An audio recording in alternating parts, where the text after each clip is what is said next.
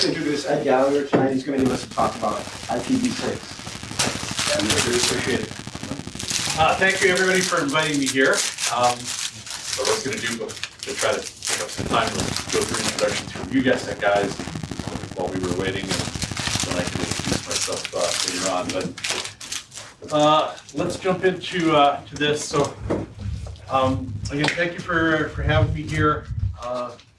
One of the things they say, whoever they are, that you're supposed to do is tell a little bit about some of your backgrounds so that people will hopefully believe what it is you're saying, right? So I'm going to run through a couple of things pretty quick here, but there also might be some information that you could find of value. Yeah. So I am a Microsoft geek at this point. Okay. Didn't used to be, but I am now. My apologies to anybody that takes offense at that. So. My company is Untitled Consulting Network Solutions. I'm the owner of that, and I'm basically a network architect. I design, build, rebuild networks and other kinds of technical implementations for companies of all sorts of different sizes. I like to do some small mom and pop kind of stuff to keep my hands dirty. But I've also done the Active Directory design for Philips Electric Global, the IP network design for Lufthansa Cargo Airlines. So,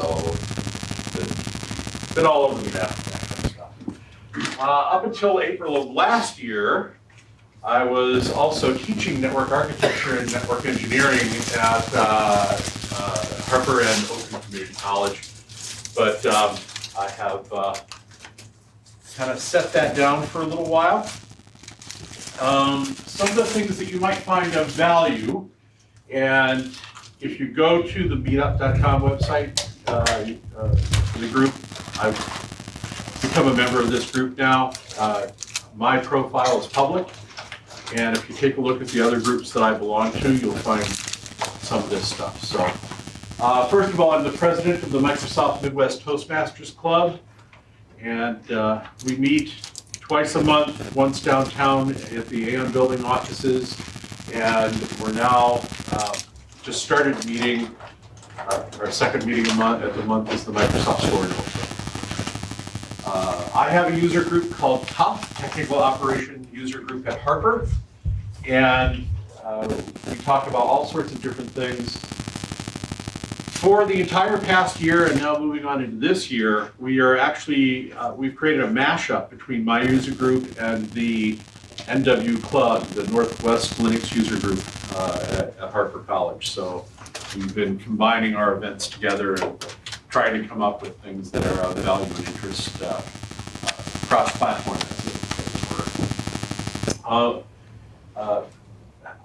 I've taken a little bit of time off from doing this, but I do and will get back into doing as soon as they can get some scheduling taken care of. At the Schaumburg Microsoft Store, one Thursday a month, I'll be doing a technical lecture.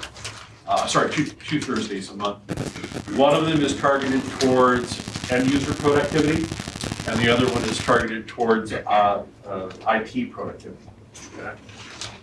So I've got both of those, and I'm involved in a bunch of other user groups and other kinds of stuff like that. So I have been fortunate enough to have been awarded the Microsoft Most Valuable Professional of the Year Award for the last 13 years in a row. It's not an exclusive award. There's anywhere from 2,000 to 4,000 people a year that get it worldwide, but in like close to 100 different categories. But I'm basically, they keep renaming the categories. It was networking, and now it's Windows and devices for IT. Okay. So I'm a Microsoft partner. I've got a bunch of certifications under my belt from Microsoft, but also from other places. My total now is getting really close to 100 certs in different categories. My first certification was for Novell Networks. Used to wear the red shirts.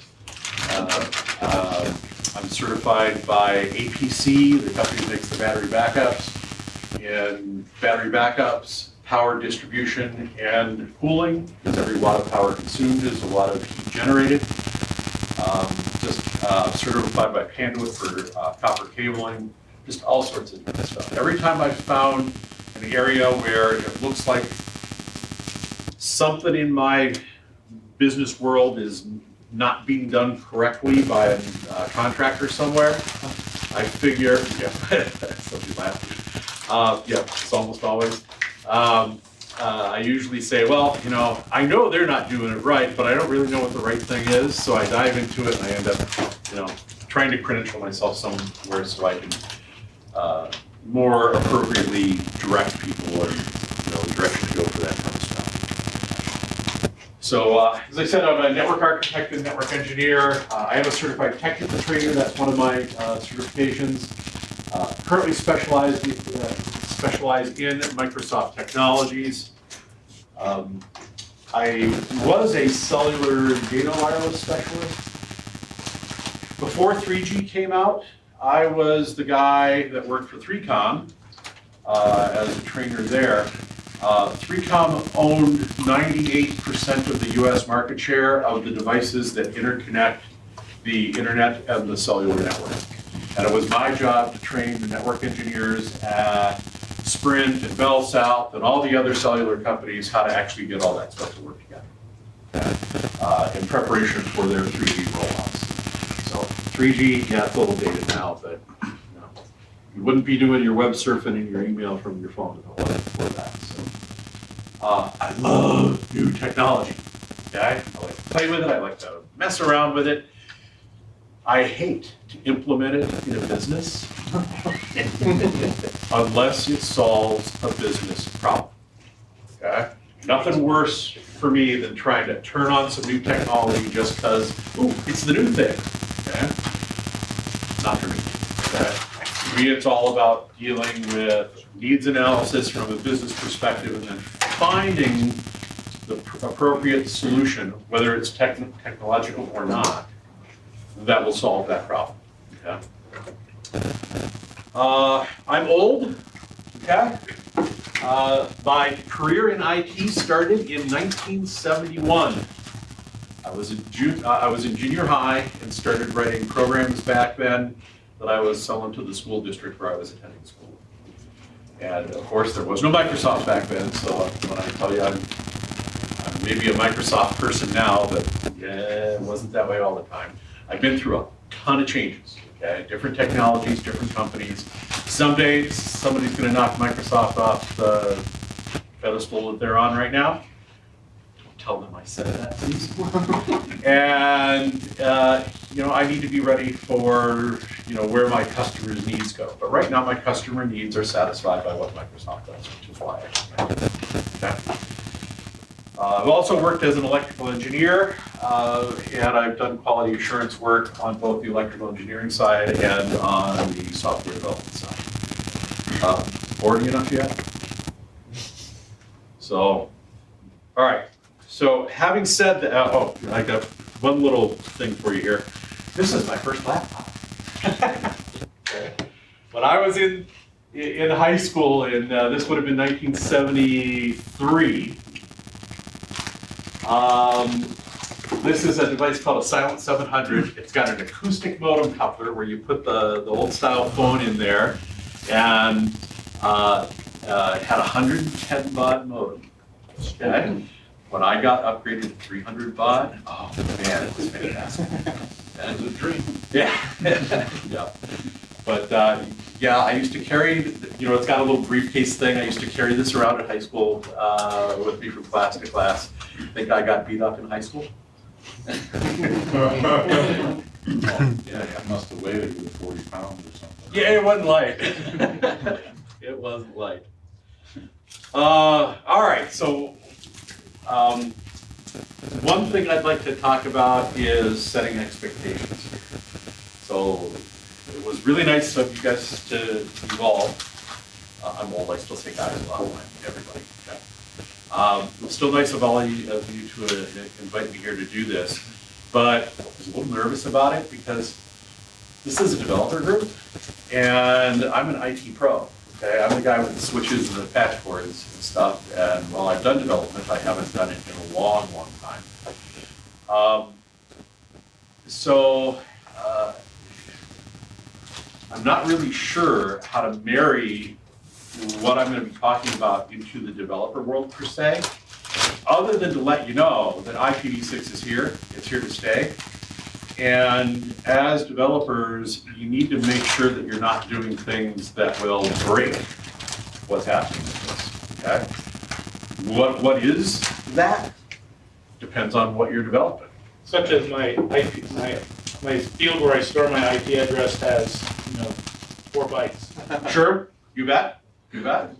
But even better than that is, why are you even storing your IP address instead of calling the network stack to let it report to you what the IP address is?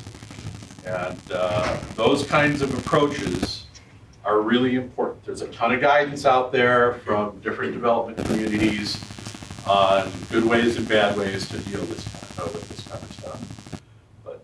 But you do have to be kind of careful here. Now, if anybody has any questions at any time, please send a flare, and I will do my best to help you. I do want to say that I absolutely 100% do not believe that there are experts in this industry. Okay? Everything is changing way too fast, and there's so much out there that I can't possibly imagine how anybody could stay up on the technology enough to legitimately call themselves an expert. Okay? I consider myself to be knowledgeable in a lot of areas and dumb as a rock in others. Okay? But I try to know enough about what I need to at least interact with so that I can reach out and touch the people that are the specialists in their particular fields. Okay? The old line, check your egos at the door, okay? Realize your boundaries and your limitations, and be willing to reach out beyond those. Okay? In the teaching that I was doing, I tell my students that every couple of years, I'd have to take a look at everything that I was working with technologically, and I would have to narrow my field down because there wasn't enough time to keep up with all the rest of it and still be happy using that. So you just got to hope that you're picking the right things and not throwing away the stuff that ends up being where you should have been. So, party outside? Okay, so I made a joke earlier that I'm going to disappoint you all like nobody's ever disappointed this group before. I made a really big mistake. I wiped out my IPv6 slide deck. Okay. Auto save. Whoops. Went into it, started making kept all the beginning slides and wiped out the following ones and was building content for another talk. Forgot to have saved it as first, and I wiped the whole thing out, and I don't with me have a copy of it. But I do have another slide deck that I've got several actually that talk about IPv6. So I'm going to bring that one up and kind of, I may be jumping around in it a little bit because it's a little different than what I was going to be talking about. It's a little bit older also. It mentions Windows 7 a lot in it, but I was told that this is going to be kind of a beginner level, 100 level IPv6 discussion. So there's really nothing in it that is irrelevant, and should be just fine for what it is relevant. So getting back to the expectations thing, again, I wanted to, my goal here, I figured, was to let you know what's happening with IPv6 in general, and how to not be afraid of it. Because really, even in my side of what I do for work, there's a bunch of people out there that are just scared to death of IPv6 because, and the reason is they don't understand it. We fear what we don't know. So my goal here is to let you know what's going on enough that you can just kick back and say, okay. Now, if there's something in particular that you want to know about, If you've got some questions already in your head about a particular aspect, you can toss them out at some point, and we'll figure out whether I know the answer or can find the answer, or can find somebody else that I know. But yeah, that's the end of that. So let me jump into the crummy old deck.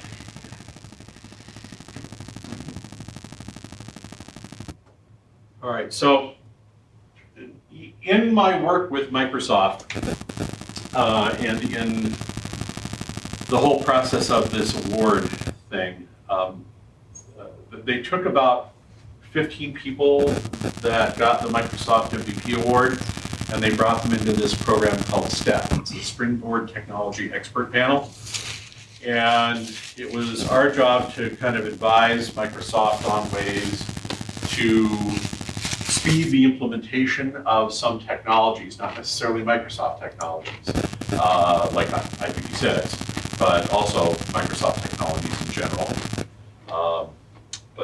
So I was a member of that, actually a charter member of it. But the whole idea here of this particular thing is, you want to take a little bit of a look at the history of what's been happening with IP, some of the basics, and then take a look at why we actually have and need IPv6 and then what its impact is. When this was done, what its impact was going to be, but now it's what the impact actually is. Okay. So I'm going to zoom through a lot of this. As I said, it's not really what I was intending to speak to, but IPv4 was really standardized in 1981 and been around for a long time. It's amazing that it's actually been useful as long as it is. Okay? People that do these standards are just amazingly brilliant. Okay? But we'll take a little bit of a look at that, and why do we have to implement IPv6? Well, the long and short of it is we're out of IP addresses for IPv4. And then we'll look at the address space that's available there. So now the people that write the standards are actually the people that maintain the standards. They don't actually write them. It's the Internet Engineering Task Force, the IETF. And this organization is really responsible for maintaining the list of absolute rules that define how networking in the internet does what it does.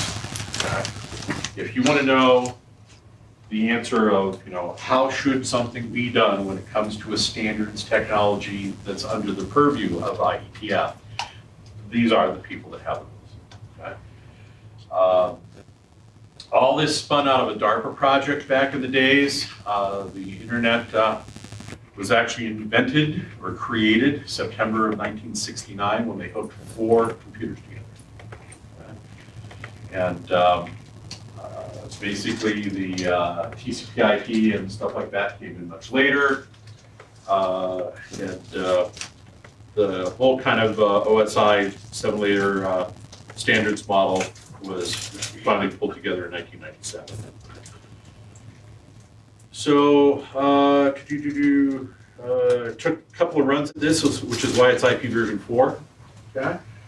Now we're on IP version 6. What happened to IP version 5? They accidentally assigned that name to another protocol. Okay. So they needed to skip over that or at least pick something different. So knowing that they couldn't call it IPv5, when it first started to be discussed about what would come after IPv4, they didn't really know what to call it. And this is a really good proof of how saturated our industry is with science fiction nuts and Star Trek. Okay?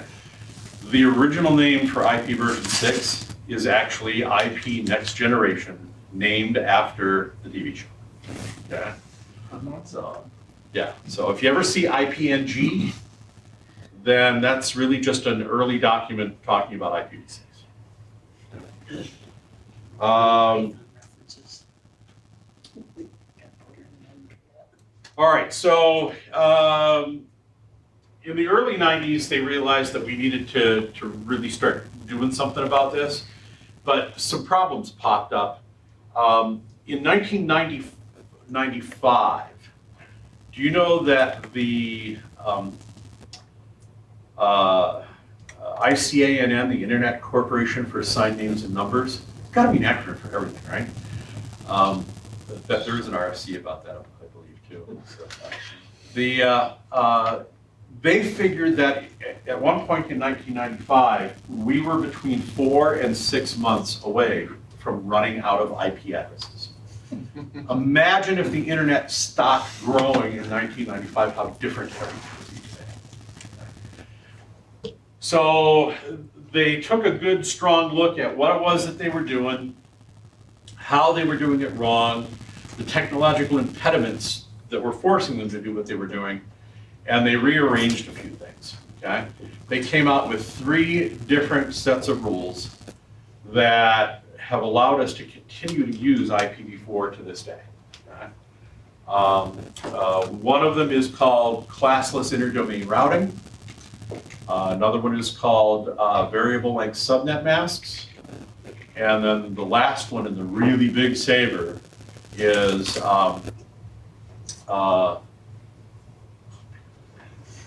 ever have one of those days when a word just disappears? Network address translation. Okay, now 99% of the time, 99.99999% of the time, when someone is talking about network address translation or NAT, they're also referring to port address translation or PAT. Okay, so this is another thing that can impact developer stuff. Because there are some things that are kind of geared towards particular port numbers for communication. DNS, for example, is port 53. Normal website stuff is port 80, right? But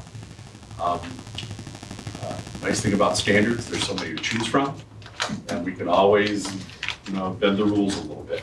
But that can create issues, and if you want, I can get into talking about that later. So, all right, let me just jump through this stuff here.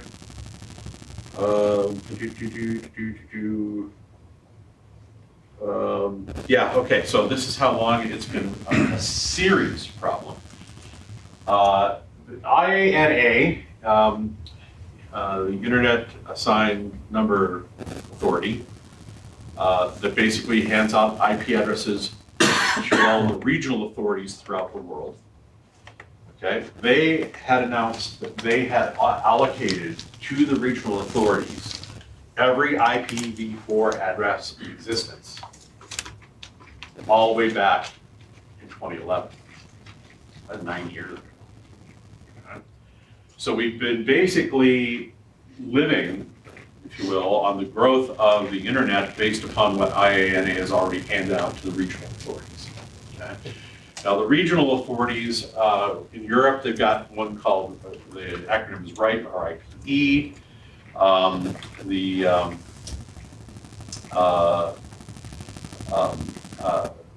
There's AFRINIC for Africa, North America's got one. I mean, everybody's got their own, every area of the world's got its own regional authority. And they said that it was estimated that APNIC would completely delete its allocation, so that's Asia Pacific, in 2011. Sorry, that's a little running over that slide a little bit there. And they did, okay? So Asia ran out of IP addresses, at least from their regional authority perspective.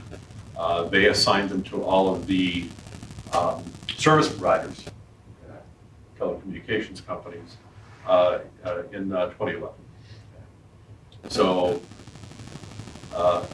in Asia in particular, its IPv4 shortages have become a desperate issue.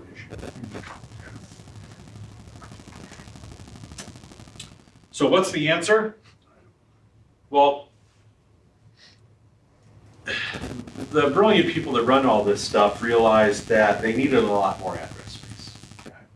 They also realized that they couldn't just tell everybody, you know, hey, on Thursday of next week, we're going to switch to something entirely different worldwide. So they came up with these 3 tricks, if you will, CIDR and VLSM and NAT, to let us continue using IPv4, which gave them enough time to really take a serious look at the next thing, you know, the next generation IPv6, to figure out what did we do wrong with IPv4 and how could we not do that again. And then just not what did we do wrong, but what is it that worked in IPv4 that we can do better? Okay. How can we make the whole IP thing better off?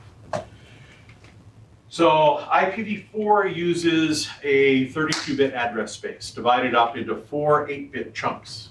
Okay, number dot number dot number dot number. Everybody's seen one, right? Okay, those different chunks between the periods. Periods are just there for separators visually.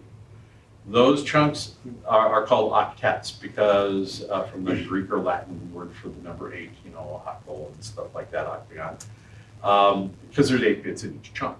Okay, so that's where the term comes from. And they're represented in dotted decimal format. In other words, the 8 bits, the ones and zeros, are converted into a decimal number, and then we use the dots, the periods, to separate the different chunks. Okay. Pretty straightforward, fairly easy to do if you love getting into binary. Okay, anyway? So, yes? Binary. Yeah. So, okay, so hex upon you, hex. So when I was in high school, okay, believe it or not, I really was a geek, okay? And the only people who talked to me were also geeks. We used to test each other. If I was walking down the school hallway and you were coming the other direction, what we would both do is hold up like a binary number like this, and before you would pass each other, you'd have to tell each other what your number was. Okay? Probably not a good idea to do that today. Okay? What gang are you in? Yeah. Uh-huh. The hex. But, you know, most people, you tell them how high can you count on their fingers, and they'll tell you 10, okay? All right? 0, 1, 2, 3, 4, 5, 6, 7, 8, 9, 10, 11, 12, 13, 14, 15, all right? So if you don't like somebody or want to tell them that you don't like them, you just tell them number 4. If you really don't like them, 132. That's both hands. That's both hands. But IPv6, they decided, you know, let's stretch this. Okay?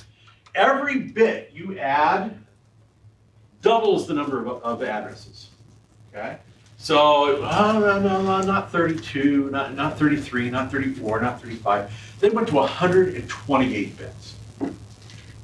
Okay? That is an absolutely immense amount. Okay? So the number of total possible IPv4 addresses is roughly, what do we got there? 4 billion and change, right? 4.3. Okay. The number of IPv6 addresses, oh, actually, this goes into that explanation of how it's broken down. 2 to the 128th, which is that number there, or basically 3.4 times 10 to the 38 power. Someone told me that that number's roughly the number of grains of sand on Earth. Yeah, So I've never counted.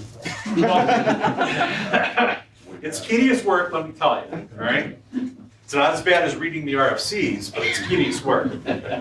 I did that, but I started to anyway. You know, when I first found out about the RFCs, I was thinking, this is, these are the actual rules. So I went back to RFC number 1 and I started reading forward from there. Man, it's like reading a phone book, okay? But if you're tired and but can't get to sleep, pull out the RFCs and read a few. Yeah, Lines. yeah, yeah. But I tell you, there are some really good ones out there. Tech people have very strange senses of humor. Okay? So there's an RFC that, well, we'll talk about that after. So if anybody wants to know. But Yeah, I'm sorry, thinking. I'm a teapot. They actually mean that. there's the information delivery through avian transport mechanisms. Okay, carrier pigeon. Okay. And then PEG DHCP. PEG DHCP. PEG is what in England, possibly large parts of Europe, it's what they call a clothespin. Okay. And supposedly there was a hacker conference somewhere and everybody needed static IP addresses, but they couldn't be conflicting. So what they did is they wrote the IP address numbers and then using clothespins hung them from the line, and when you'd register, they would give you one. So that was PEG DHCP, okay? Watch out for any RFC that's dated April 1st. That's the thing, okay? That's the thing. So the so instead of representing IPv4 addresses, instead of doing what they did with IPv4 addresses, and that was representing them in decimal format with a separator, they decided that it would be a little more concise to go with hexadecimal. Okay, so you got to be a little bit comfortable with hex, but realize it's basically you're looking at 16 ones and zeros. Just tuck your thumbs in. Yeah, tuck your thumbs in. Each hex digit is actually 4 bits, okay? And because there's 16 combinations of ones and zeros and 4 bits.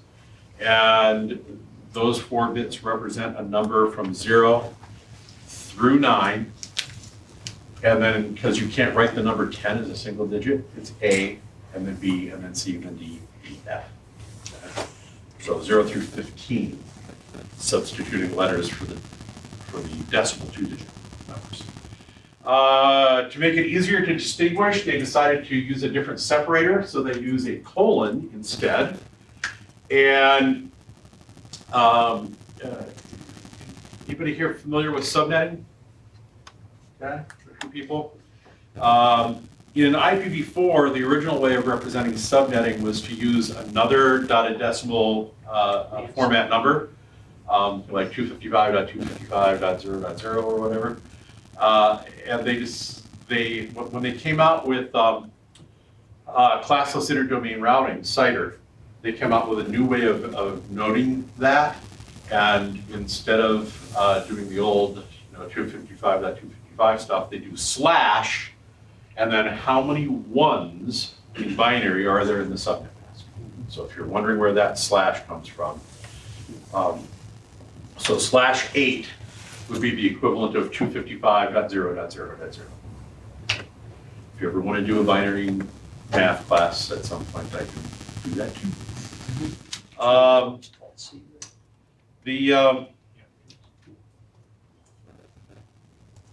All right, so the idea here is that 16 bits represented by 4 hex digits, okay, will give you 8 sets of 4 hex digits, and that's what's used to represent the IPv6 address. So a lot of people see this and they're immediately intimidated because A, it's big, and B, it's got letters in it, okay? What the heck am I supposed to do with that? But just like with IPv4, don't necessarily look at the whole thing. Break it down into its components, okay? Because the behavior of how a component works is consistent. So, this is a set of 16 bits. This is 16, this is 16, this is 16. This is a set of 4 bits. So is that. So is this. Okay? So it's, yeah, it looks a little weird to begin with, but don't be frightened. Okay? And of course, as developers, you probably, a few who at least work with text fairly often, so should be kind of comfortable with that. Of course, it depends on the kind of development you're doing, right? So, as to whether you'll get into that. One other thing you can say about IT people is that there's a lot of really lazy ones out there. And somebody decided that, oh, that's an awful lot of zeros that we might have to write down.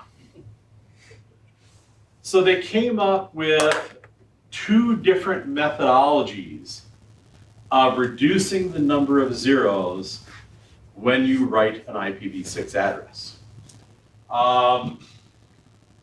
So if you take a look at this IP address here that has every digit in its proper hexadecimal position, they figured, well, since we're treating these as groups of 4, why don't we just leave off the leading 0 or zeros, just like we do with decimal numbers. You don't write leading zeros at the front of a decimal number. Okay. So in this case, we can drop that and simply write between the colons DV8. And here, where we've got 4 zeros, we can drop the leading zeros, but not the last one. And that becomes just colon, 0, colon. Okay? This is, I always confuse these terms. There's 2 terms. One is 0 suppression and the other is 0 compression. I think this is suppression. Okay.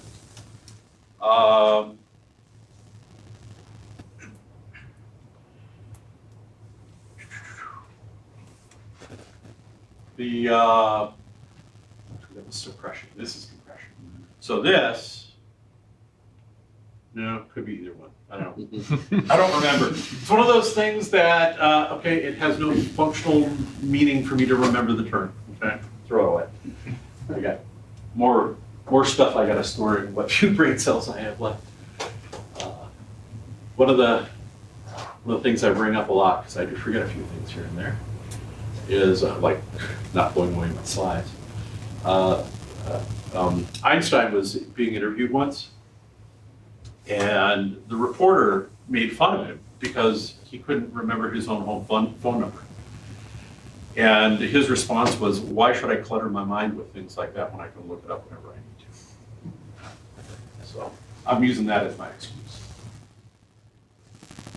All right, so with the suppressing of the leading zeros, or compressing, whatever you want to call it, they also said, look, sometimes when you write an IPv6 address, or when you have an IPv6 address, you might have several hex checks that are all zeros.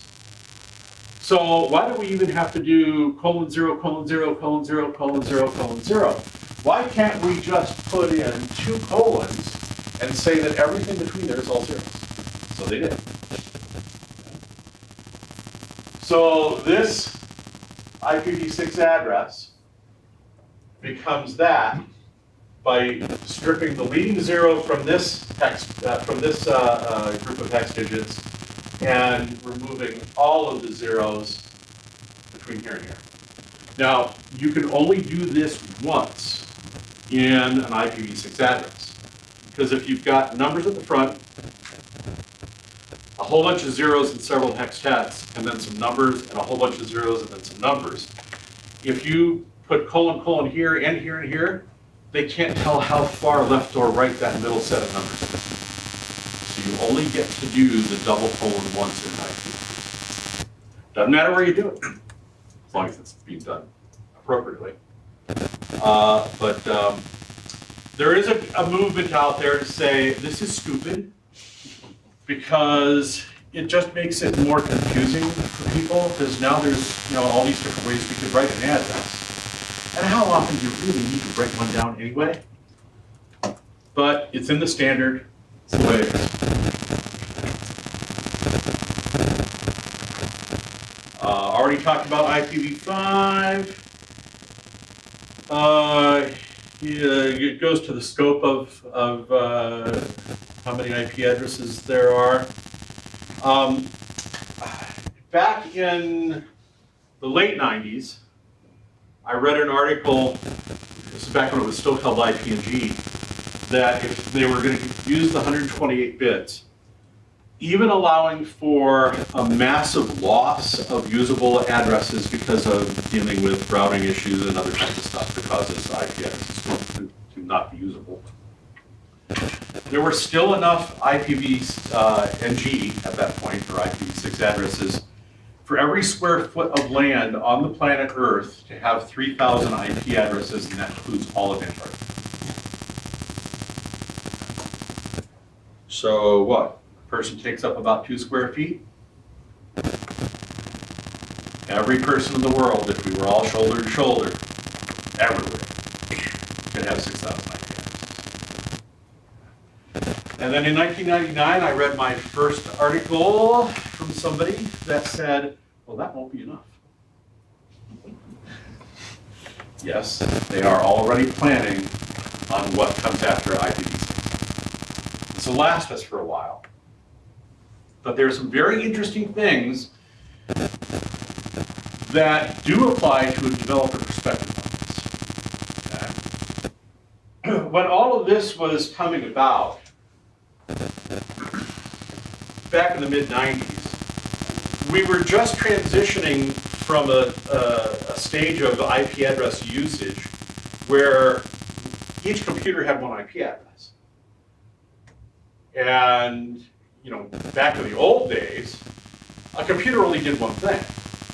So if I wanted to talk to, you know, your computer, because it did the one thing I needed to communicate with, all I needed was to find it on the network. But then they were able to say, well, what if we can do more than one thing on a computer at the same time? Okay. Now we need to find a way to deal with that. Finding the computer is no longer just good enough. What we have to do is connect to the computer and then figure out which program we're talking to inside the computer, and that's where the concept of ports came in. But now, there's some really interesting things that started happening here. Computers started having more than one IP address. I put up a web server when I worked at 3Com for use in the classroom that had 2,000 IP addresses assigned on that one box. And in the Microsoft world back then, there was no limit to how many IP addresses you could assign to an individual system, or individual interface, actually.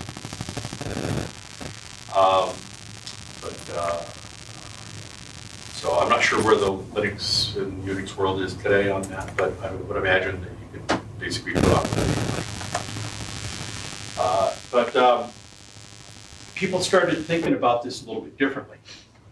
What if we define a data set within a database and we assign an IP address to the data set? And that way, if the data set moves from system to system to system to system, we can always find it based upon its IP address.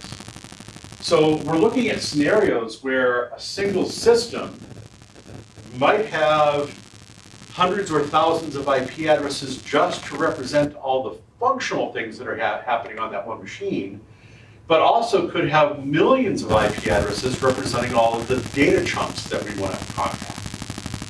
We can assign a host name to that chunk of data and use DNS to say, or to ask, when I'm looking for this data called this, what IP address can I find it at? And boom, you find it automatically no matter where it is. Isn't that cool? So that's the kind of thing that's starting to happen. Still in the early days of it, but with all this cloud stuff going on, whether it's internal cloud or external cloud, doesn't matter. This whole idea of location independence of data, but still being able to find that data, is starting to take off.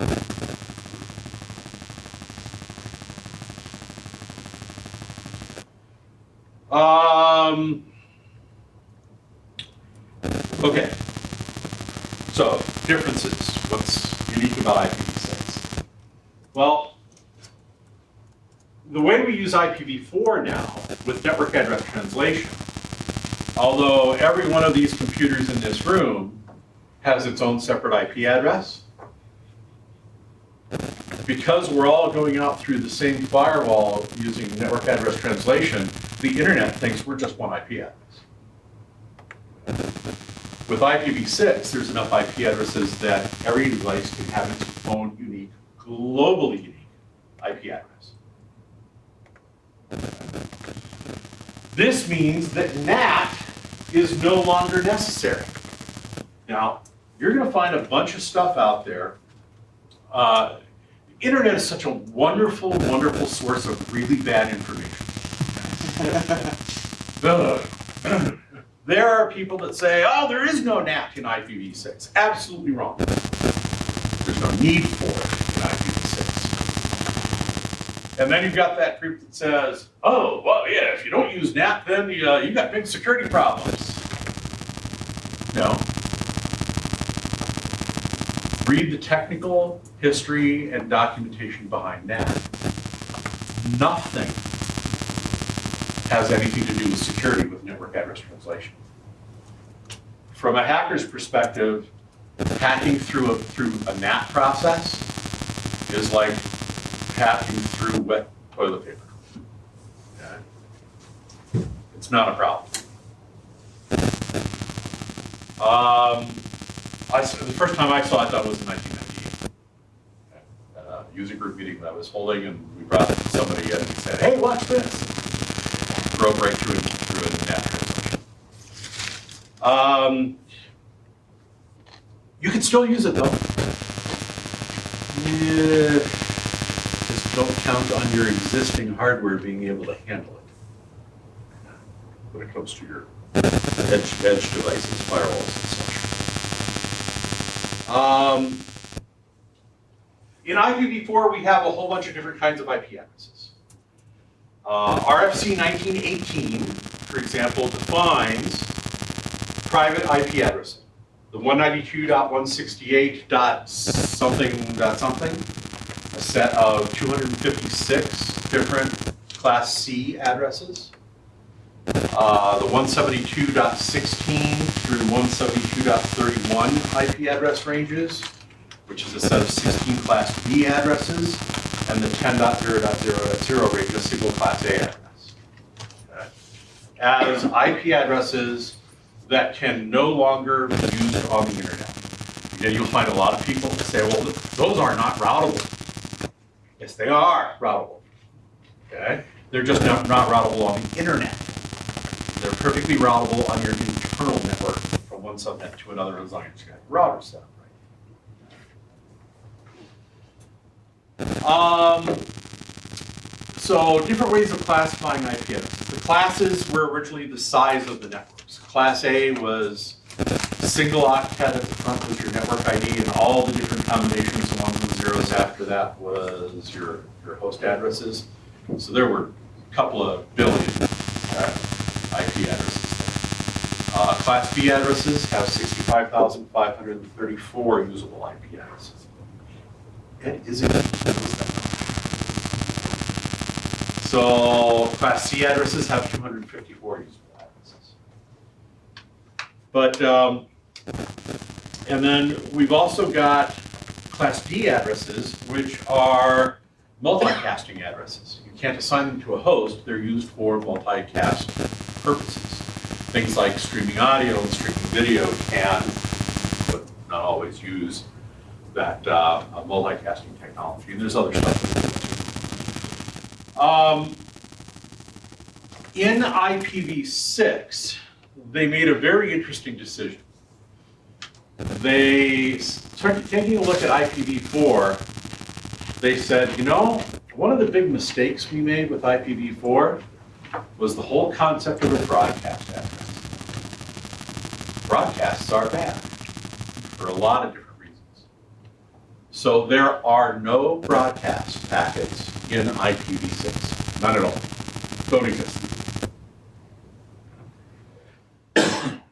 Instead, they have a whole bunch more multicast addresses that are pre-assigned to very specific functionality. Like instead of the old IPv4 days of doing a broadcast to say, hey, server one, are you out there? Now, there's a multicast address that we can send specifically to that address, and anybody listening at that address will hear the request, hey, server one up. Bending the explanation a little bit there, but it's close enough for what we Then we have something called an anycast address. This is brand new. Okay. I skipped the definition of unicast. Unicast is where one system sends a packet out to an individual IP address, okay, assigned to an individual host or piece of functionality. Okay. Multicast is where I send it out to one and anybody at one IP address, and anybody listening for that address will hear it. Anybody that's not listening for it, Anycast is really kind of weird. And it's basically kind of like a multicast with a unicast result.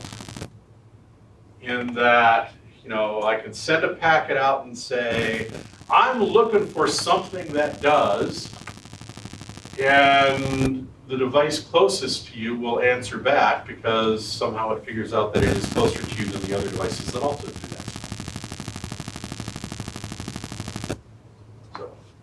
Interesting kind of ways of approaching this. All right, some IPv6 samples here. They've got a couple here to a single interface.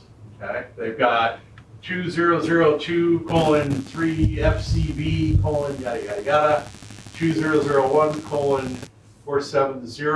Again, they suppress that to being 0. They've also got FE80. Okay.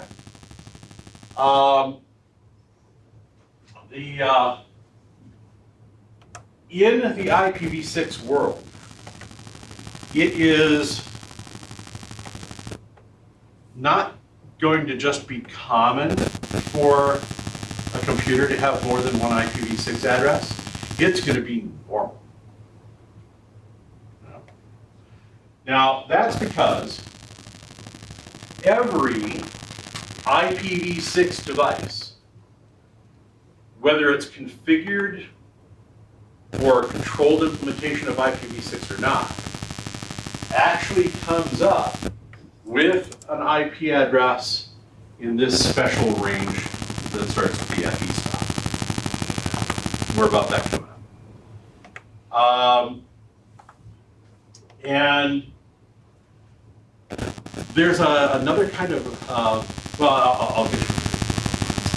Is it going to be used differently than a MAC address, or is that kind of the same? Yes. Ooh, you bring up a very good topic. Okay. Let's see if they talk about that in here. They don't. All right, let me go into a deeper explanation of that address, though, and then we'll hit exactly what it is you're talking about from a MAC address perspective. Okay. So they created all these pre-planned ranges. So anything that starts with zeros, a whole bunch of them, and ends with a few numbers or letters, is probably a pre-assigned address. Okay. So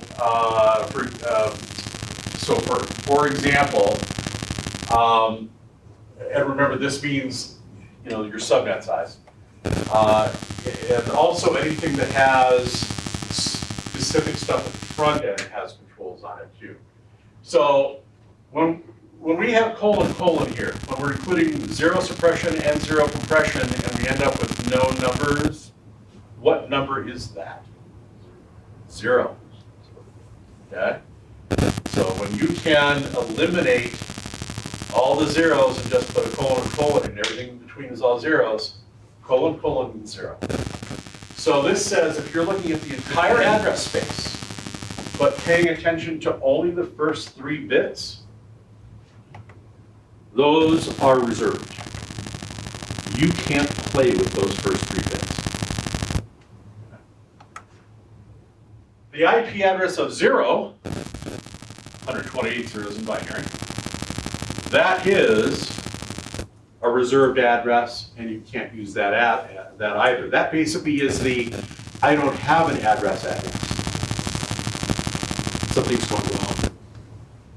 So is that like the, I know when you do configuration, you have like a 169 dot, which basically is. We'll get to that in a minute. Yeah. Yeah, Okay. yeah, we'll get to that in a minute. But this is, okay, actually, we may have been going there. I originally went in a different direction.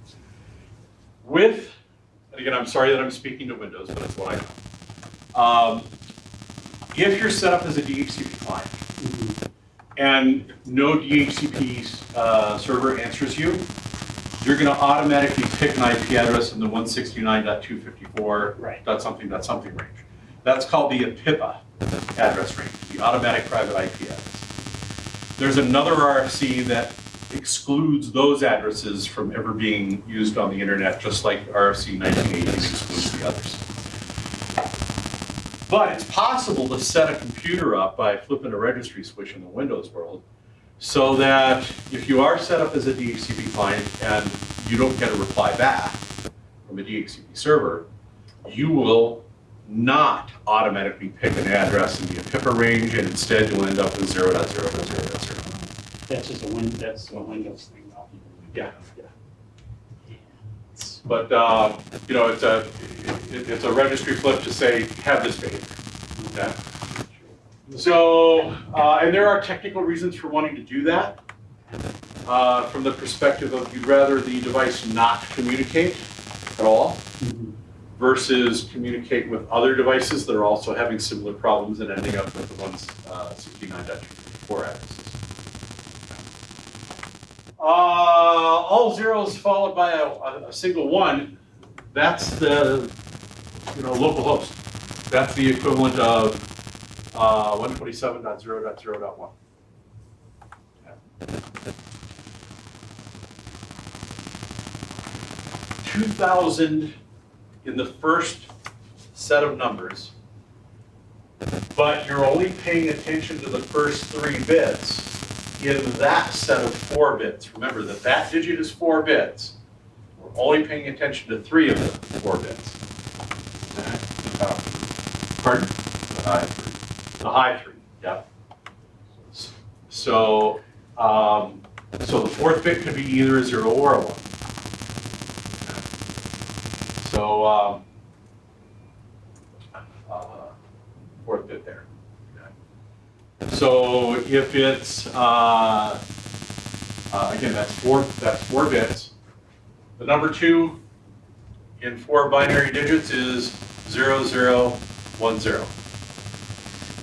But since this says, well, but only pay attention to those first 3, that last 0 could also be a 1, which would be 0011. So what this actually says, if we're looking at the number two in 4-digit binary, but the 4th position could be a 0 or a 1, that means that the first number here could be a 2 or a 3.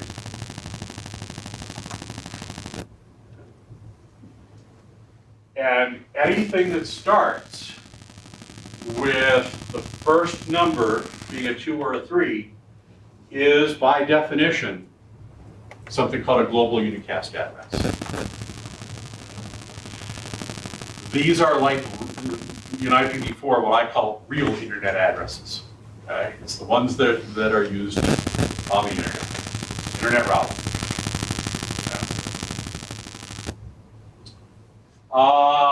There's a bunch of other stuff that's reserved for different reasons.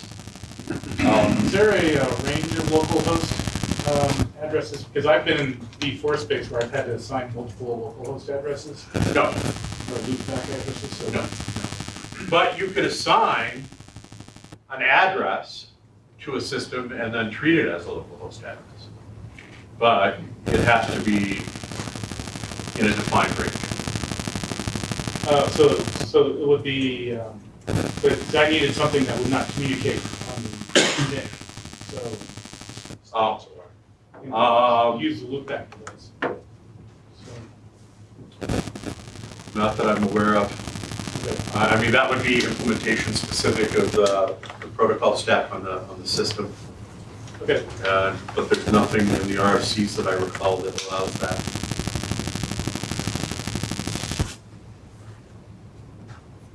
Good question though, and I will poke around a little bit on that. IPv6 address ranges.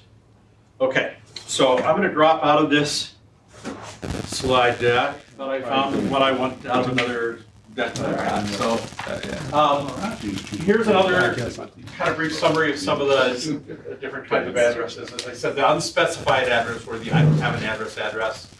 In IPv4 is 0.0.0.0. In IPv6 using suppression and compression, it's ::. Loopback.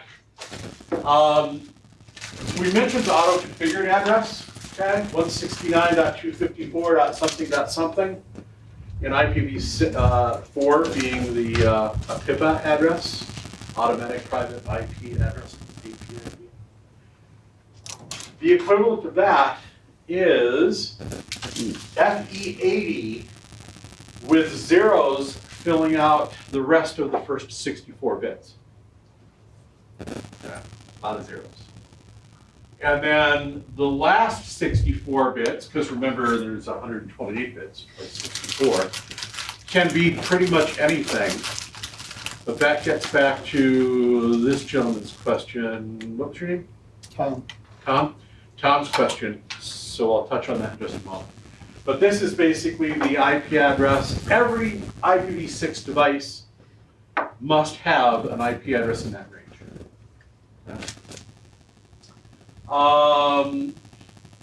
Those of you that know about what happens with auto configuration in IPv4,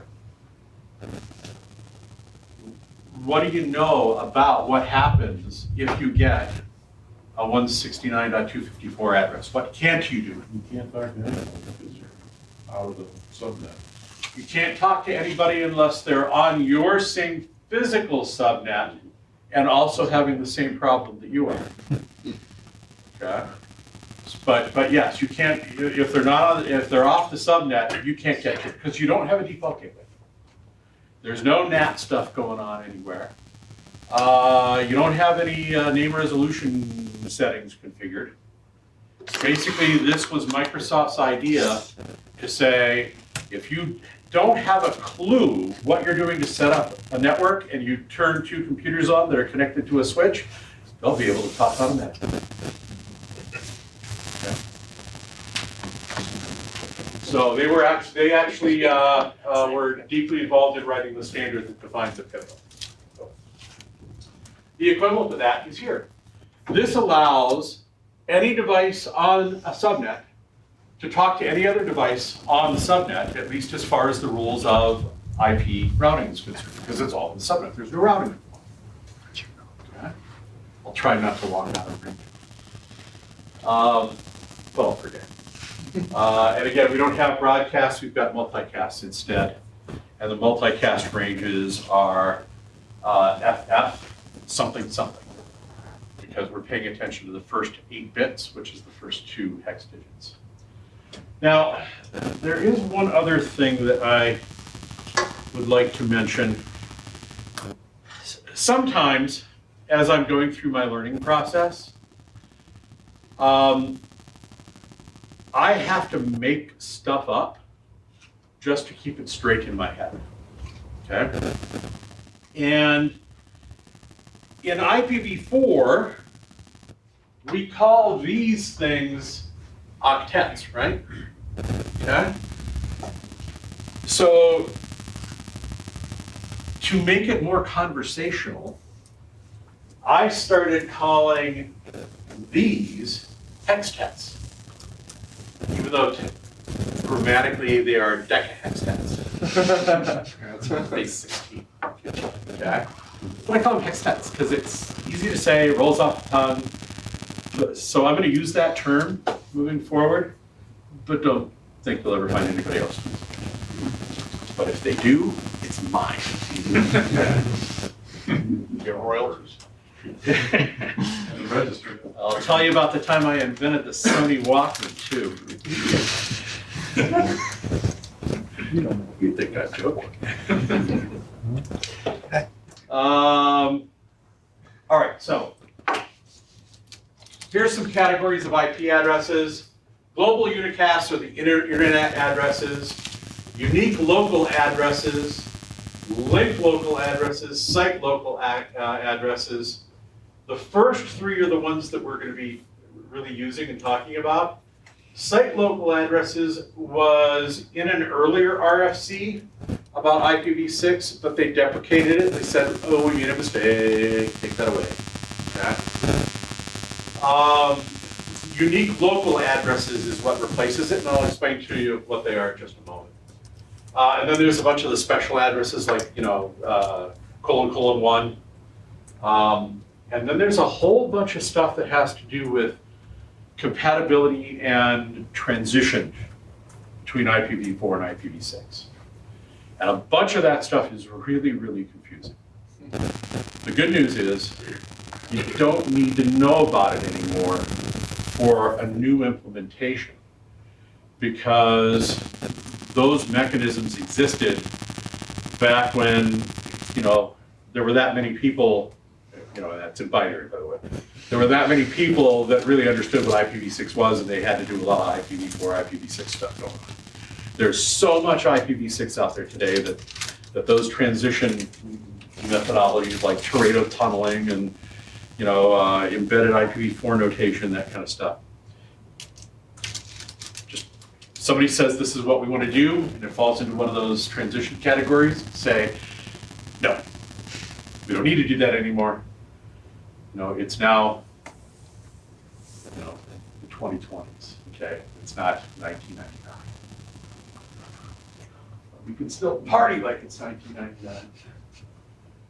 All right, so if you take a look at the global unicast address, you get an internet routable IP address. You've got your 128 bits, okay? First thing we do is we divide it in half. Okay, that should actually be over here. Okay.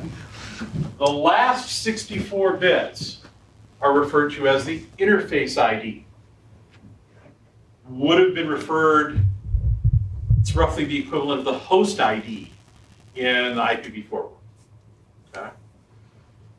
The part of the IP address that makes that system different on the subnet. The rest of the address, the first 64 bits, is in IPv4, we would have called it the network ID. Oh no, we gotta have a different word for everything. There's a reason for that though. They want to make sure that when people are having conversations, that we know we're talking IPv6 terminology and not IPv4 terminology. So this is not the network ID, this is the prefix.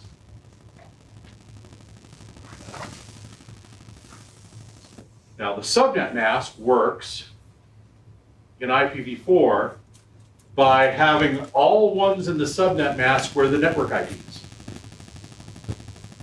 and all zeros in the subnet mask where the host IDs. And the computer looks at that dividing line to figure out network ID, host ID. In IPv6, it works exactly the same way. The prefix identifier would be, in this case, 64 ones. So this is a /64 because the other 64 are the interface ID. Cool? Here's where IPv6 suddenly becomes immensely easier than dealing with IPv4. IPv4, we've got all these different subnet masks that we have to deal with, especially if someone's doing CIDR and VLSM. You know, it's not just 255s and zeros anymore. It's all these weird numbers, and the math gets really, really messy. Well, the good news is, in IPv6, there's no subnetting. I'm lying to you a little bit. Okay? And it says subnet right up here. Yeah, okay, but I'm lying to you just a little bit. Here's the thing. Every host on the network, every server, every switch, every workstation, every website on a device that has its own IP address has to use a /64. It's in the RFC. You will break the protocol stack if you try to do something different. Now, there are exceptions to that when it comes to the routers and other kinds of devices like that. But for general functionality, from a host ID perspective, from a host IP address perspective, everything is always /64. Now, the way this works is that if the first 3 binary digits are 001, which means the 4th digit can be 0 or 1, which would be in decimal or hexadecimal for that matter, either a 2 or a 3 for the first hex digit. The next following, see, this is wrong too. All right, let me back up a bit. So I already said that this 48 bits here is actually, this arrow should extend over to here. Oh, somebody messed up with the slide, right? No, 64 and 48. Oh, no, you're right. Sorry, I'm looking at it wrong. You're right. This 64 bits here is the prefix.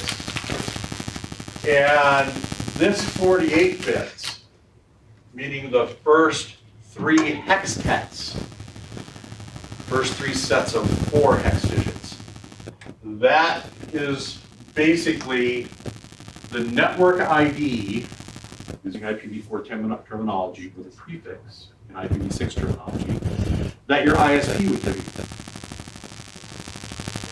you. And because the actual prefix for hosts and stuff is the first 64 bits, the remaining 16 bits left over here, those are yours to play with to create additional networks within your internal environment once you transition from the edge on the internet to your internal network. So essentially,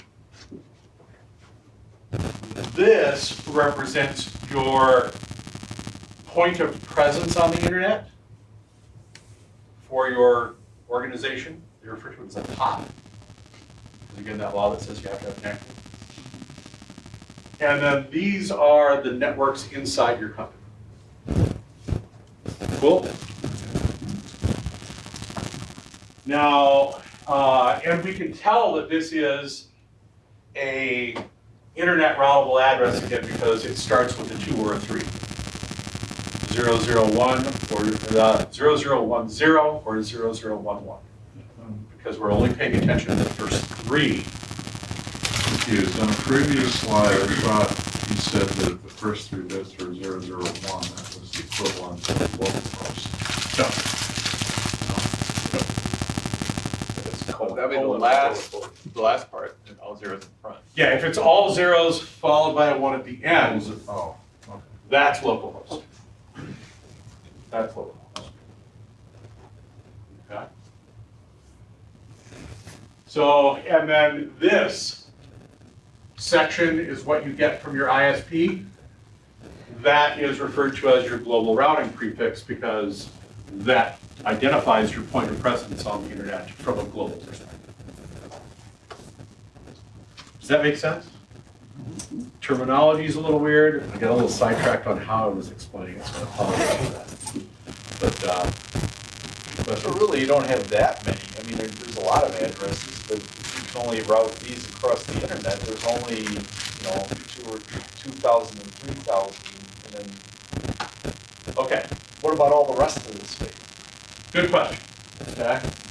Because when people first start looking at this, they're starting to question the size, right? Very normal question. So, how many devices can we have per network in our corporation? 2 to the 64th. That's a few.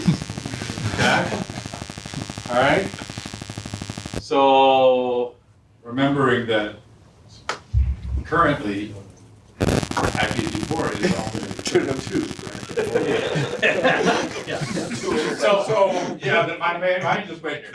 If I had a whiteboard, right, I'd like to show you something, but 2 to the 10th is roughly 1,000. I can't imagine, I can only imagine someone was sitting in a room thinking, let's do this overkill style. Because they don't want to run into the problem. Yeah. You know, even with IPv4, you get a, part of your network that starts to grow, and you go, well, we ran out of IP addresses on that suddenly. Okay? And now we got to re-architect everything. It becomes a royal pain for people like me. All that pain goes away. Because 2 to the 10th power is 1,000-ish, 1024. 2 to the 20th is 1,000,000. 2 to the 30th is 1 billion. 2 to the 40th is a trillion. Okay. What comes after trillion? Quadrillion? Yeah, that's a lot of addresses. For your one network. For your one network. And how many networks do you get? 2 to the 16. 2 to the 16. You get more subnets, if you want to use that terminology, than all of the IP addresses in an entire Class B address. Because there is no broadcast and network ID address. You get those 2 also. So you get 2 more than all the addresses in a Class B. That's a lot of subnets. And we get 45 bits to define all of the different POPs in the world. It's a lot. Now, from a design perspective, just so you know this all comes down to dealing with an understanding that this is a point of presence on the internet. So if you've got 2 locations that are connected by a dedicated line or an MPLS or some other sort of mechanism that mimics a dedicated line, then whichever one actually is the, your main office and you got a branch office, the main office is probably going to be the POP. And the branch office would just get a bunch of subnets for it because everything's coming through that single point of presence. If both locations have an internet presence, then you need 2 POPs. Unless you want all internet traffic routed through that one location. Which you probably wouldn't use many ranges. Oh, yeah. I mean, this is, because there's just tons.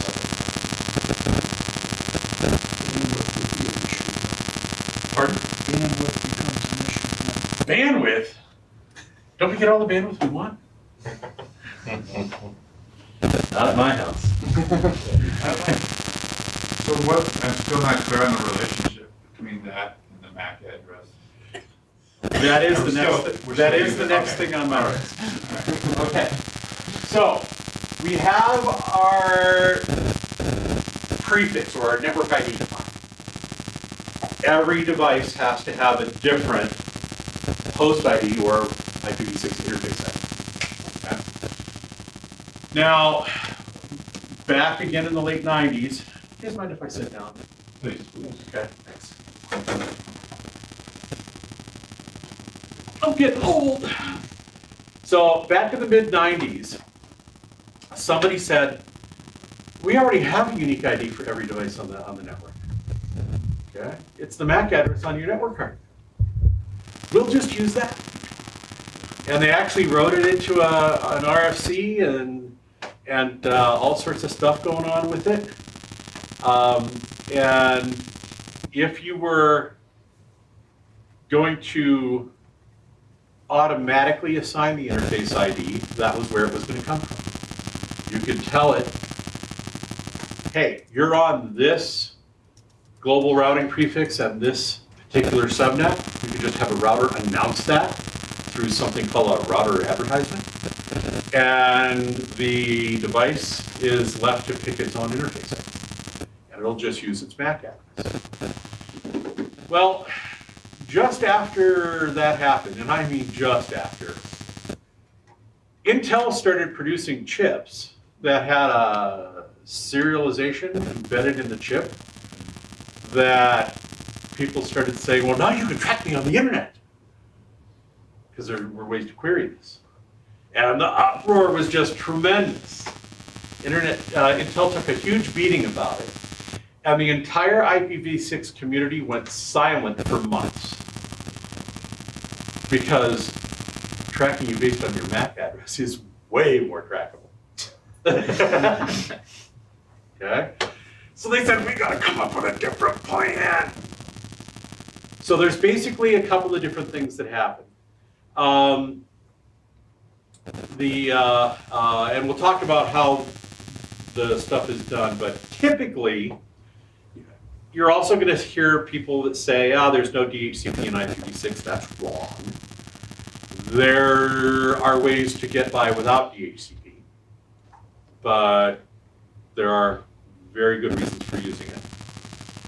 But we can talk about that in a little bit. But before I get deeper into the MAC address thing and its newer alternatives, let me talk about unique local addresses, because it's more relevant there.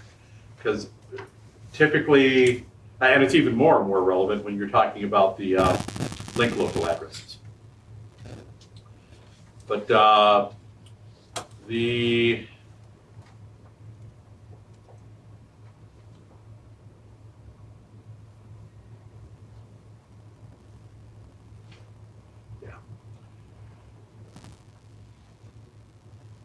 the unique local addresses. Local means, they're going to actually be inside the company. Okay, they're not internet routable.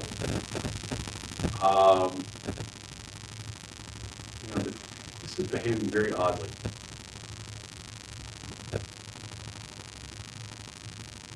All right, I think we're good there. So basically, you're looking at the same structure in a way, where you've got your /64, okay, 64-bit interface ID, and 64-bit prefix. You still got your 16-bit subnet ID, and the rest of the prefix is basically what, instead of being what you get from the ISP, it's what you decide to use within your organization. So your entire company should be represented by the same 40-bit organization ID. And the first 8 bits, the first 2 hex digits, must be FD, or 1111, 1110. So if it's FD something something, and then a couple of more hextets of whatever you want, then an entire hextet for your which network within my organization is it, and then the interface ID at the end. Yes. My binary spidey senses have gone off. That doesn't look like a D. Looks like an E. You're right, that's a D. Sorry. I was reading the screen instead of translating. You are correct.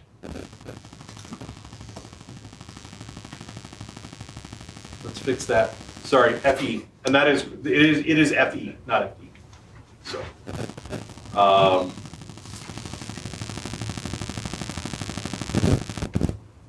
maybe that's what I was. That would Well, conflict you have with it the in link the local. slide. Yeah, hang on, you're right, maybe it is FD. Okay, this is just one of those things that, once you do it, and you figure out you don't need it anymore.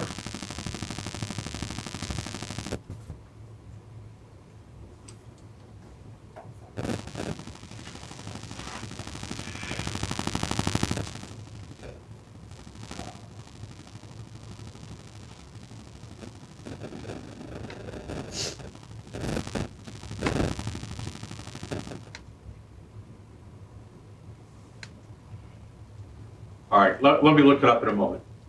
Is it a unique local address? Is it? Yeah, Wikipedia says FC, FC, so that would be. that does Zeros. sound better. Oh, I'm updating that entry now. All right, yeah, we got bad slides here, and I was reading the slides instead of knowing what should be on there. Sorry about that. So, as long as we're at this, let me show you a place. FAQS.org. This is my favorite place to go for the RFCs. Now, there is actually a website maintained by the RFC librarian, okay, whose job it is to keep track of all this stuff. But I like this site better because it's got a better search engine and it's got hyperlinks between different documents that I find to be very effective. And so I'm going to click on this to go to the Internet RFC Index. But yeah, I believe you are correct that it is FC. So if I correct that slide, then If you just go with Wikipedia, it says FC/7. right. Yeah, and it says that it divides that in two. So like FC/8 is basically reserved, but then FD/8 is then what you, I think we're referencing in the slide.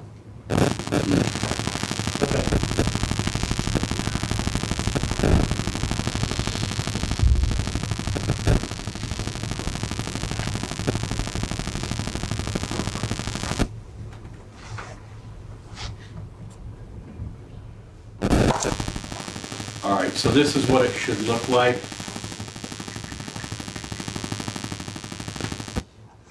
Okay, that's the binary representation, if I've got it correct.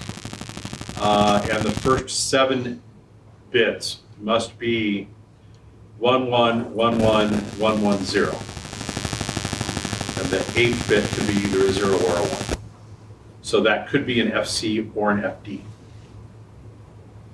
Yeah, it is, Wikipedia says FC is user, the FC part is user, so it has to be FD. Right, that must be a newer change. But we'll take a look at it. So, yeah, this stuff is still evolving like crazy. So anyway, this is basically the equivalent of private IP addresses because they're not internet routable, but they're still routable within your entire organization. Okay? That's why you have the organization ID with the different subnets. Does that make sense? All right. Next on the list, the linked local addresses. Every device has to get one of those. It allows the device to communicate with any other device on its same physical subnet, which in their terminology is referred to as a link. If you use its terminology, a link is a physical subnet. Could be a VLAN too, if you're familiar with that, but it's devices that can talk directly to each other without going through a router. You might want to question the 1s and 0s and stuff here.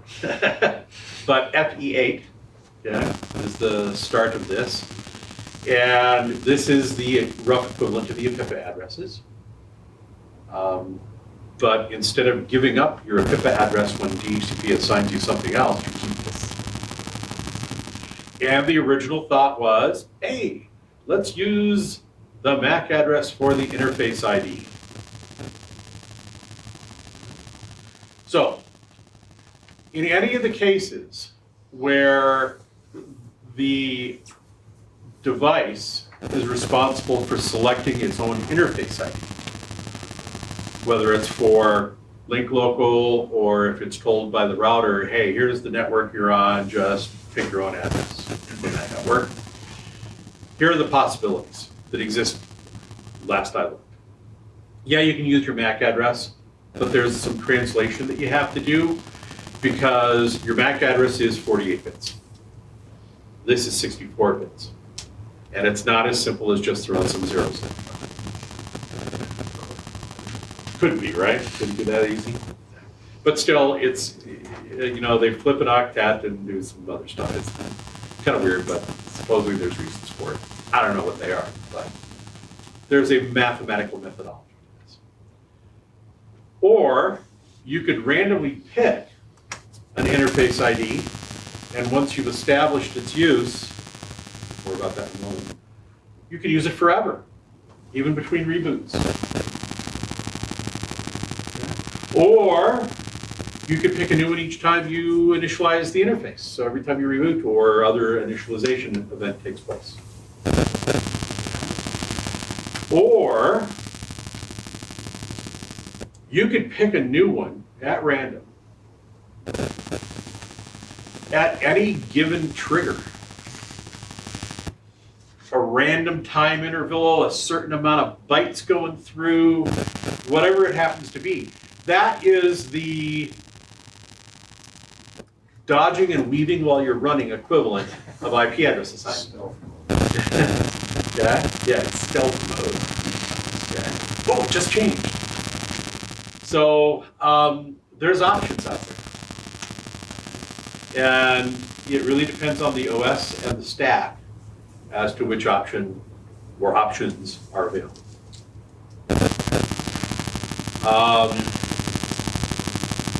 Sorry that took so long. I see a scary new notation there. What? Percent sign. A percent sign?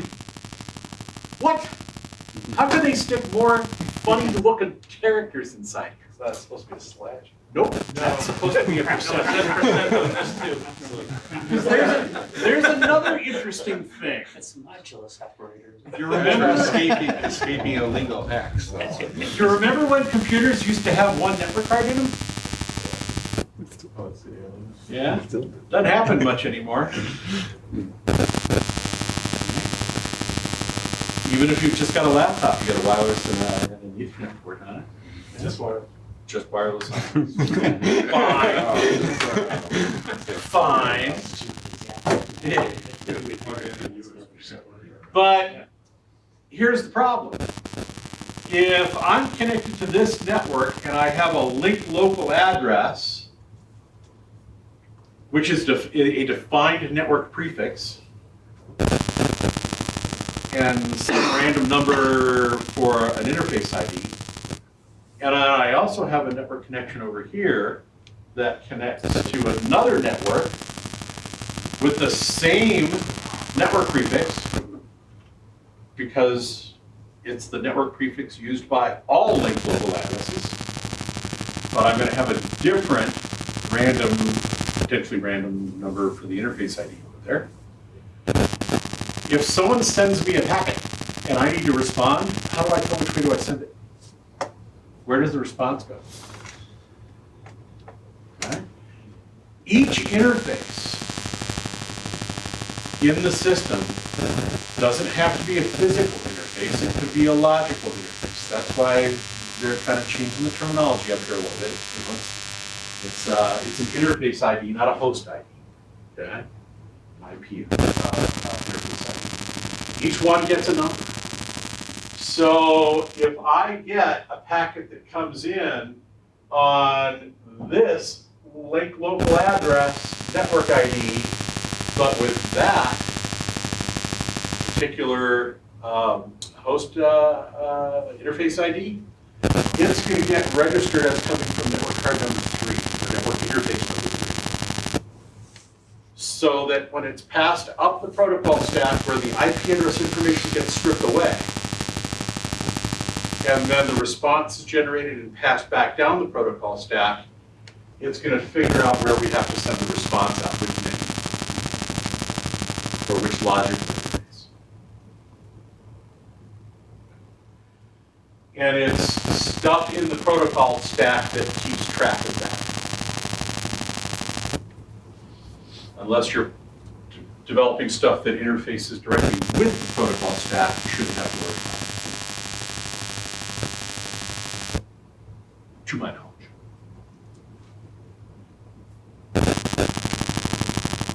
All right, so I've already talked about some of these things. First, you're gonna create an IPv6 linked local address for every interface you have in the system. Okay. Then, how do we make sure that that address doesn't conflict with somebody else's address that they've already picked? Well, it's statistically ridiculously impossible. Okay, 2 to the 64 different numbers, but it's possible. It's not impossible. So it's improbable. Thank you, Sherlock. So what happens is that, and I hate to give kudos where it's due. Microsoft is the first company to develop any protocol stack to do this. It actually does the equivalent of pinging the IP address that it's about to use with a source IP address of 0.0.0.0. And if anybody answers back, then we know somebody else already has that address and we'll pick a different one. Okay? It's that simple.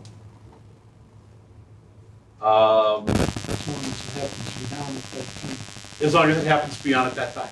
But if it comes up, it'll do the same thing and won't use that address because I'm already using it, and I will answer back saying, hey, yeah, I'm responding to your query for that address, and it says, oh, somebody's got it, it'll pick a different one. Does that happen for every initialization cycle? So Yes. every time the device that boots up or you Yep. reset the network card or anything? Yep. You can unplug the cable, plug it back in again, Right, always happens. okay. Yeah, in the Microsoft world, that happened ever since Windows for Workers. Yeah. So you can send out a packet with an address? Yeah. Well, it does have an address. 0.0.0.0. Yeah.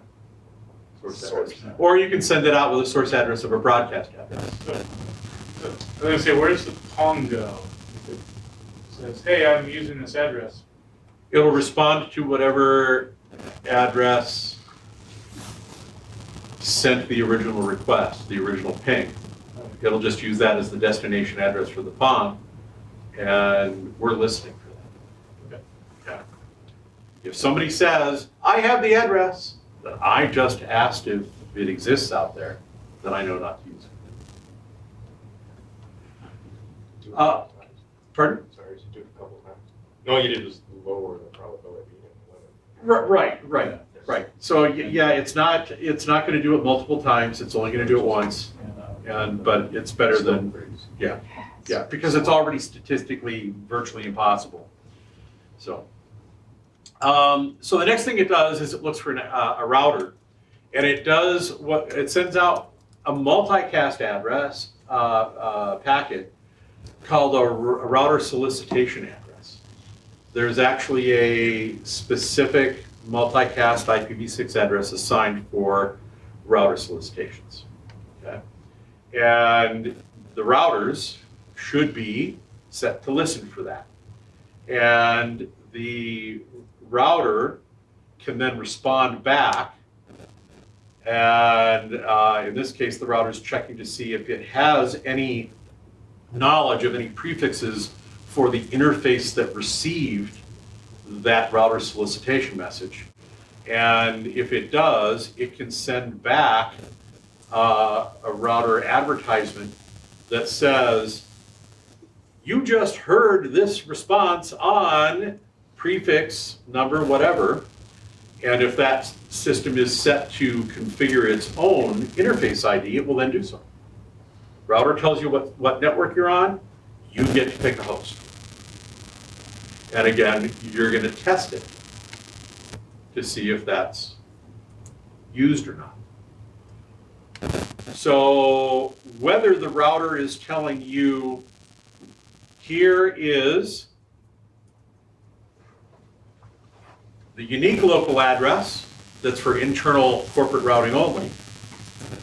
Here's the unique prefix for internal routing, or the unique prefix for global internet routing, or both. Okay. And if that's all that's done, then that means that you're configured to create your own interface ID, and you will create an interface ID for each one of those defined networks that you're told you can talk on, whether it's internet routable or not.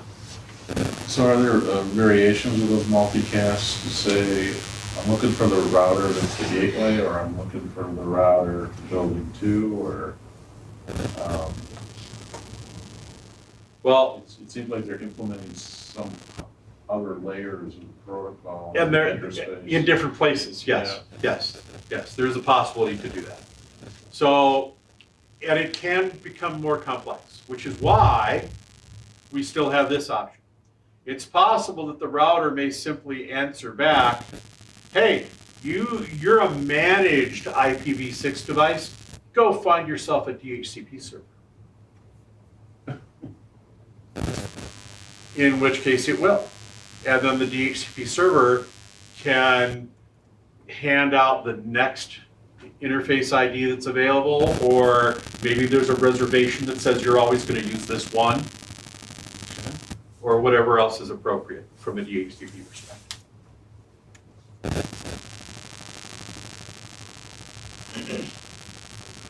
So there's options. And it can also then teach additional router prefixes.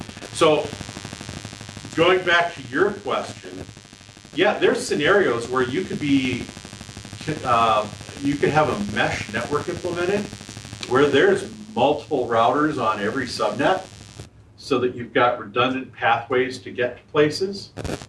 And there's got to be some sort of communication that occurs at the routing protocol level. So two terms that I kind of got confused about in my early days of learning about this stuff, about IP in general. A routable protocol is one that can go through a router, potentially, like IP is a routable protocol. A routing protocol is a protocol that's used by routers to communicate information with each other, like, you know, RIP version 1 or RIP version 2 or OSPF, So or it's almost like control between the routers, and then admin blows the payload. Correct. Okay. correct. And yeah, there's a whole set of routing control protocol information that's available. So through an exchange of that information, that can become developed and then shared. So you have a similar situation where it's also listening to traffic local, so it knows who it can hear, or is it always going to go find the router? Well, I believe the RFC says that you're supposed to pay attention to router solicitations. So even though a router may be responding with router advertisements. Even though a router may be responding with a router advertisement because your machine sent out a router solicitation, his computer should also hear that because it's a multicast packet sent out on a multicast address that everyone's listening on, and it'll learn about that new router too. Now I've heard that there's some discussion on, is that a good idea or not? Because a rogue device could end up, grabbing your network traffic. So I'm not entirely sure on how that's handled. I've got a buddy I can ask about it, but the same kind of thing we used back in 3Com when I was working in 3Com. When you're implementing multiple devices for redundancy, not for load balancing, okay, difference. If basically a device has two IP addresses, one that's used for management, so there's a management address here and a management address here, and they both share the same operational IP address. It's just that only one of them is using it at the time. and they're using the management IP addresses to know that each other exists. When one misses the required number of heartbeats, the other device sends out an unsolicited ARP response. ARP is Address Resolution Protocol, where you learn about MAC addresses. And it basically says, hey, I'm the system at IP address whatever, my new MAC address is, and then that way everybody that was already communicating with the other MAC address learns the new one, and the connection doesn't break. So the ARP basically binds the MAC addresses to the IP addresses in the stack.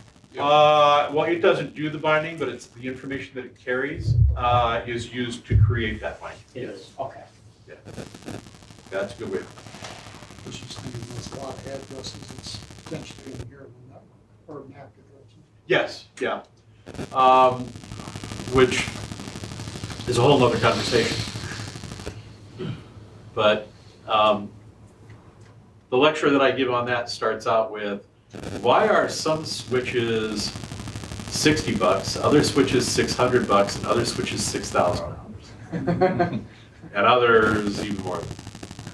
And that's actually one of the differences. How many MAC addresses can it remember and keep track of? A real general question, this is really cool.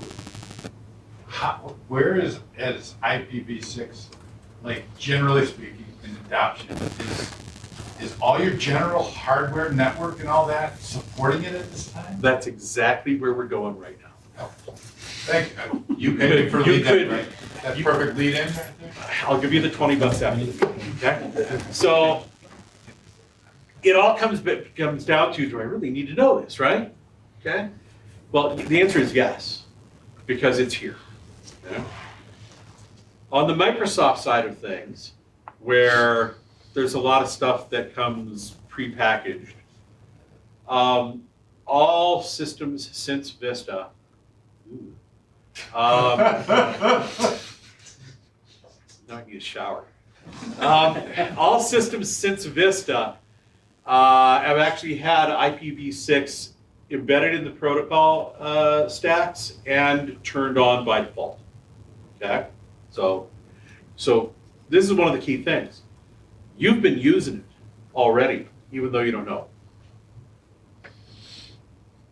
So that's the first big issue.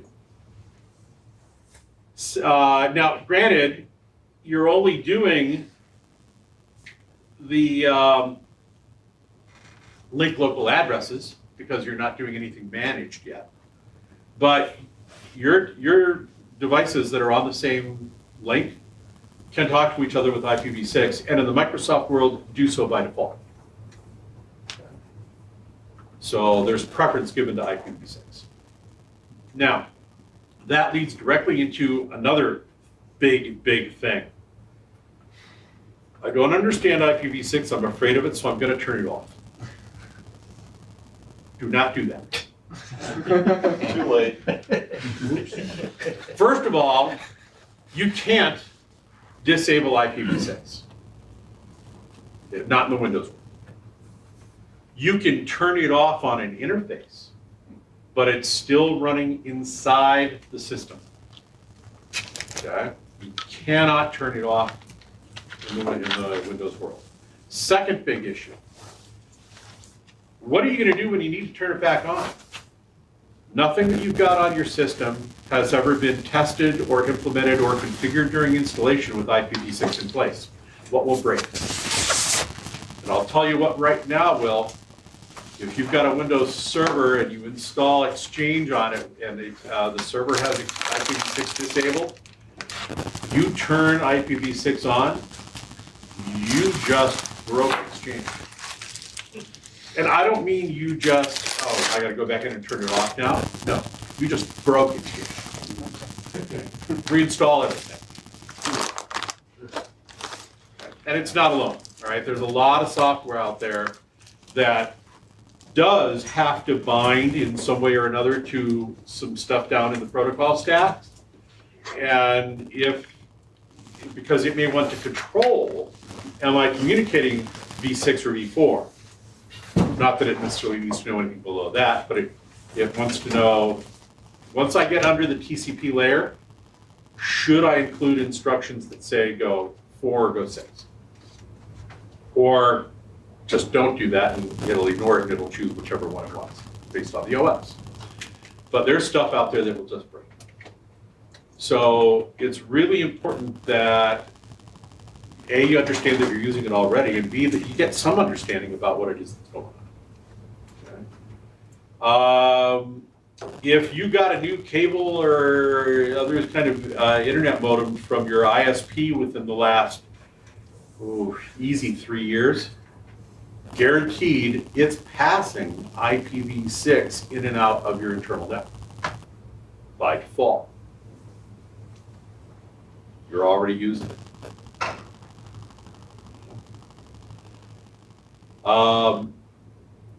Assuming we're talking, like residential stuff. Okay. I seem to think that it's like, at least with Comcast, they're using IPv6 addresses for the modem for the WAN side linked to the nearest box. Right, and they're doing 4 to 6 translation. Well, I don't know if they're tunneling 4 through it or whatever, but it doesn't seem to have an IPv4 address for the WAN side. It does have a 6. So they're not using up IPv4s Because they don't have any left to use. Yeah, so they're getting somehow they're wiring your box into their bigger network Yeah. somehow. So the IPv4 shortage is really, really huge right now. I had to pay my ISP extra money to get a block of, 5 usable addresses. You actually get 8 addresses, but only 5 are usable because you got the default gateway, network ID, and broadcast. Okay. So it cost me $15 a month to have that when I got it. Comcast is charging $25 for one. One address now today. Okay. I canceled that. Yeah. Yeah. So, they're hey, supply and demand. Prices are going up. We're way past now. You guys cool? Security coming? Nope. Yes. They're in bed. All right. Got their key card. Okay, who's got the cooler? So. Sorry, I'm Irish. It's what we do. Of course, we do that down the road when it's all over. It's not allowed in the building. Continue this at the bar. Yeah. Now, you did Yeah, and say- I've done that before. You did say something about, there's things that we need to be aware of, which is what you covered all in there. But then things as developers, things that we really need to be paying attention to. And I remember that one comment about storing the address information or not. Right. Are there any other big areas, just rough things that? Well, if you are doing any programming where you need to have control over IP level functionality, then realize that if you're only programming to IPv4, you're limiting the future of your product, okay? That you really should be looking at IPv6. I mean, there are large parts of the world today that cannot communicate with IPv4 because they don't have IPv4 addresses. So if all of your business is, in this town, then you're probably not that worried about IPv6 yet, but start reading up on it, okay? If you're doing a lot of stuff with Asia, you should already be doing IPv6, or there are places that can't find you and talk to you. Now, there are some translation mechanisms out there. One of them is Teredo tunneling. There's IPv4 to IPv6 translation. There's a 6 to 4 tunneling, where you're just actually encapsulating packets. But all of those things add complication, and have potential detriments to the way that they're being used. Okay. So, a couple of things that I would like to point you at, if I may, and then we'll get out of here. The first is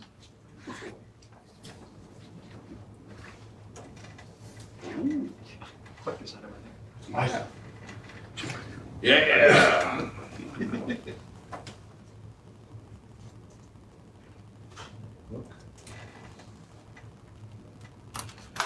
Again, there's a ton of really bad information out there. As you O'Reilly would scroll by. Yeah. I've reverted my Wikipedia edit there, okay? So, all right. IPv6 Okay. for dummies. If you want to get under the hood of IPv6, this, in my opinion, is one of the best books that's out there. It is written by a Microsoft guy, and this book is written very much from three perspectives. There is here's what the RFC says, okay? Here's how to interpret what they said, and here's how Microsoft did. Yeah, that is so true. That Yeah. is so true. Yeah. So Joseph Davies is a Microsoft employee, and he is the king of their IPv6. Okay. This is the third edition of the book. I have read all three editions, cover to cover. Good stuff. Very, very good stuff. Another is this one. Now, this basically assumes that you've got a fair amount of IPv6 knowledge under your belt so far, like you've already read that other book.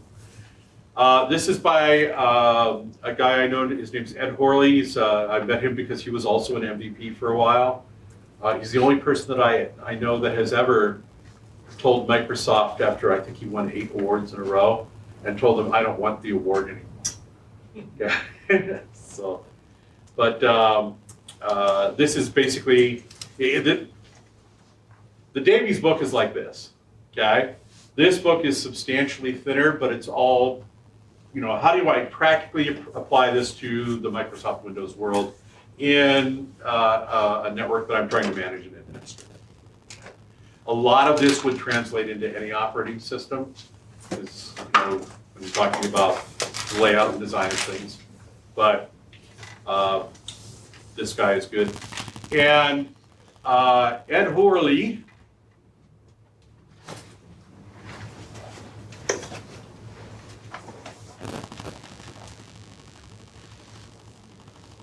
I'm screaming, I have my caps lock on. So Ed Horley, that's the guy.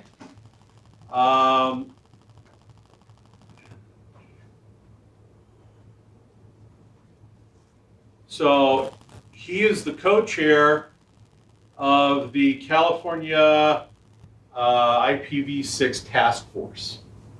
So this guy definitely knows what he's doing. He's got a podcast. He's written a bunch of training materials for Pluralsight.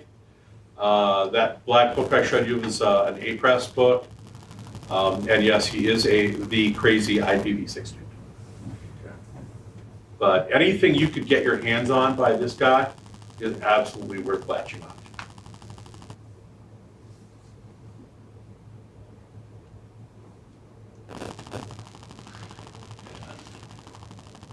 This is his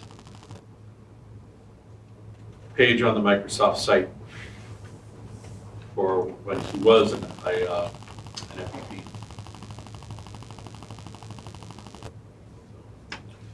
But he is my go-to guy when I have an IPv6 question. And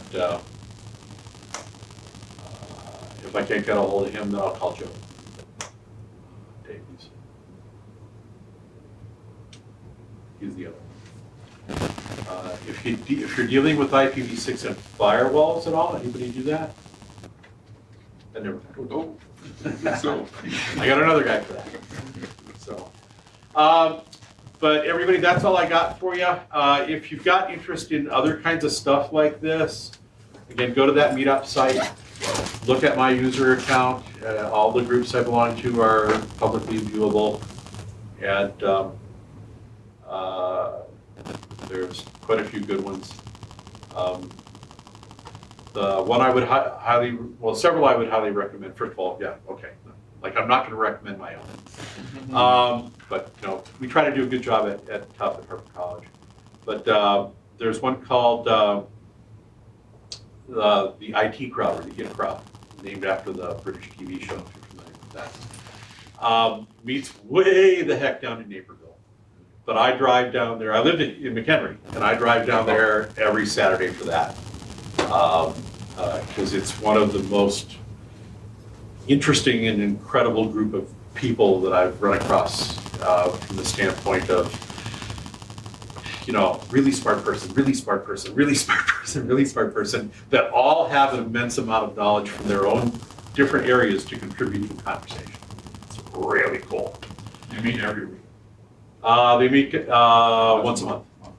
Yeah. They do meet in that, there is a meeting in that same building, and that's on a Saturday morning. I hate getting up Saturday morning. There's also a meeting that they have at night one day a month where the guy that works at this location and runs the IT crowd user group, he's doing a Palo Alto firewall study group. So I go down there for that also.